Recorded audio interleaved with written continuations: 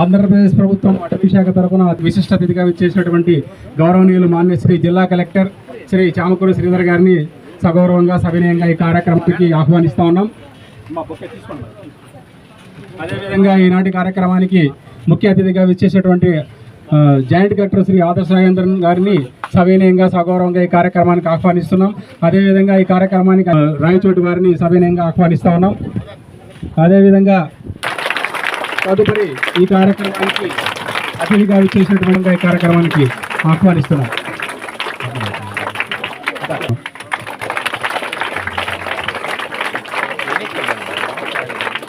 వాళ్ళు అంటే వాళ్ళకి చెప్పచ్చు కదా సార్. ఇక్కడ చూడండి సార్. Sir 1 minute. దయచేసి ఈ కార్యక్రమానికి వచ్చిన స్కూల్ సార్ కొంచెం ఫ్రంట్ పోయండి సార్, కొంచెం ఫ్రంట్ పోయండి. Okay sir. District forest officer Annamayya జిల్లా వారిని కూడా అర్చన విద్యాసంస్థల తరఫున కరెస్పాండెంట్ గారు దృశ్యాలతో సత్కరిస్తూ ఉన్నారు. జిల్లా అధ్యక్షులు వారి బృందం తరఫున దృశ్యాలతో సగౌరవంగా సన్మానిస్తూ ఉన్నారు. ఇప్పుడు ఈరోజు మనందరం ఇక్కడ సమావేశం కావడం జరిగింది. ఈ కార్యక్రమం యొక్క ముఖ్య ఉద్దేశము మనము హరితాంధ్రప్రదేశ్ని మొక్కలు విరివిగా నాటి హరితాంధ్రప్రదేశ్ సాధించాలని చెప్పి మన గౌరవనీయ ముఖ్యమంత్రి శ్రీ నారా చంద్రబాబు నాయుడు గారి ఉద్దేశాన్ని అనుసరించి వారి ద్వారా మనం ఈ ప్రతిజ్ఞను తీసుకోబోతా ఉన్నాం. ఈ ప్రతిజ్ఞను చదవడం జరుగుతుంది. దయచేసి అందరూ కూడా ఈ ప్రతిజ్ఞని రిపీట్ చేయవలసిందిగా మనస్ఫూర్తిగా కోరుకుంటాం. ఆశయాలతో ఆంధ్రప్రదేశ్ అభివృద్ధికి తోడ్పడతానని పచ్చని చెట్టే ప్రగతికి సోపాన మార్గమని గుర్తెరిగి ప్రకృతిలోని సమతల స్థితి అవసరాన్ని గుర్తిస్తూ ప్రతి నీటి బొట్టును సద్వినియోగపరుస్తానని చెట్ల ఆవశ్యకత పట్ల అవగాహన పెంచుతూ వనాలను నరకనివ్వనని ఇంటా బయట అన్ని చోట్ల మొక్కలు నాటడంతో పాటు వాటి సంరక్షణ బాధ్యతను కూడా స్వీకరించి ఆంధ్రప్రదేశ్ను పచ్చని తోరణంగా తీర్చిదిద్దేందుకు కృషి చేస్తానని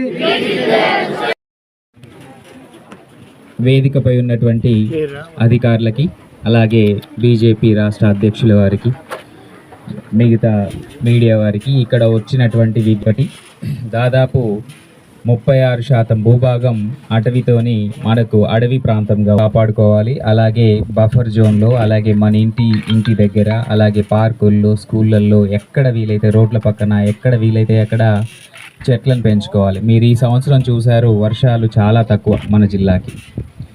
సో ఇది కాదు, నేల కోత గురి అవ్వదు. మీకు తెలిసిందే, మనకున్నటువంటి అత్యంత సహజ వనరుల్లో నేల ఒకటి.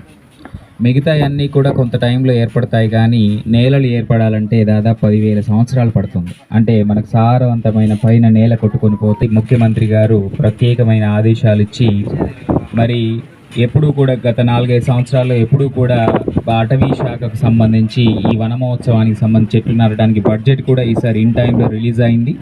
దాదాపు ఈ ఒక్కరోజే 68,000 చెట్లు, అంతేనా, 68,000 చెట్లు నాటాం మన జిల్లాలో. సో అంటే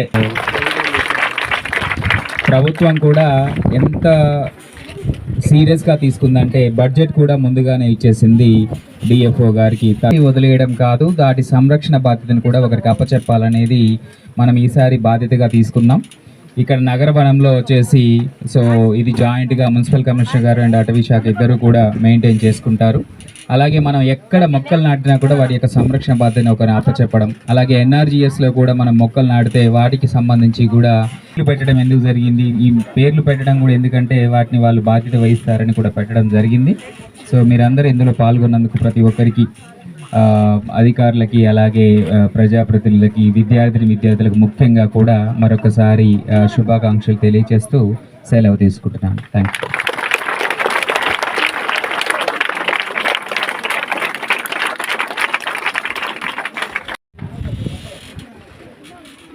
తదుపరి ఈ కార్యక్రమానికి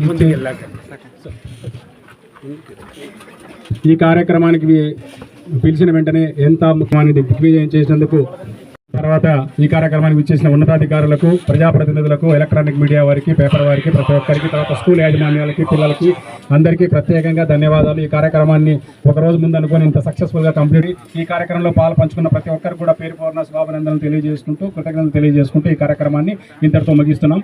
thank you one and all. Thank you very much. జై హింద్, జై జన్మభూమి.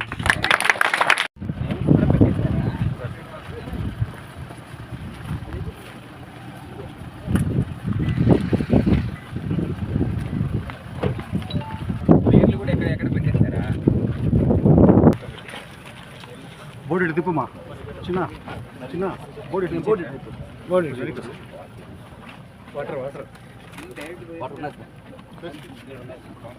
నా ఫోన్ ఇక్కడ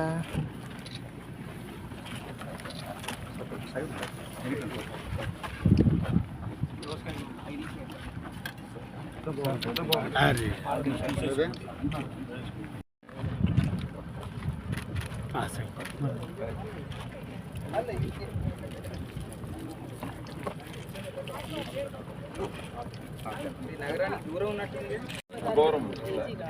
అబోరం మున్సిపల్ ఏదైనా వస్తుంది, ఇదంతా మున్సిపాలిటీ కిందకి వస్తుంది.